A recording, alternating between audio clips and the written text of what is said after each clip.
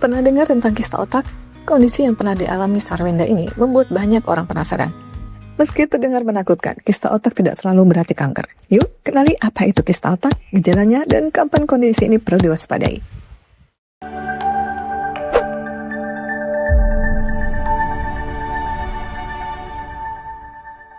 Kista otak adalah kantung berisi cairan yang terbentuk di dalam atau di sekitar otak. Sebagian kista bersifat jinak, bukan kanker, dan dapat bertahan selama bertahun-tahun tanpa menimbulkan gejala. Namun, jika ukurannya membesar atau menekan jaringan otak di sekitarnya, kista dapat menyebabkan berbagai keluhan. Lalu apa gejalanya?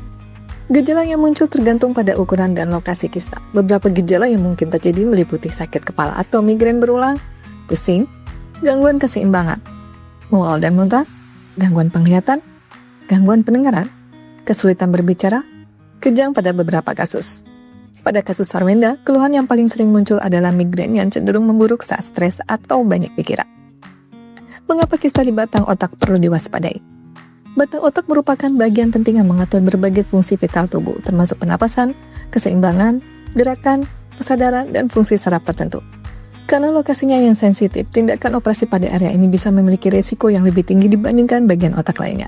Itulah sebabnya beberapa pasien hanya dipantau secara berkala jika kista tidak membesar atau tidak menimbulkan gangguan serius.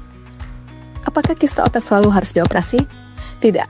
Dokter biasanya mempertimbangkan beberapa faktor, yaitu ukuran kista, lokasi kista, gejala yang ditimbulkan, dan resiko operasi. Jika kista kecil stabil dan tidak mengganggu fungsi otak, dokter dapat memilih observasi rutin dan melakukan pemeriksaan seperti MRI. Lalu kapan harus segera memeriksakan diri? Segera konsultasikan ke dokter jika mengalami sakit kepala berat yang terus memburuk, gangguan keseimbangan, penglihatan ganda, kejang, kelemahan pada salah satu sisi tubuh, gangguan bicara atau kesadaran.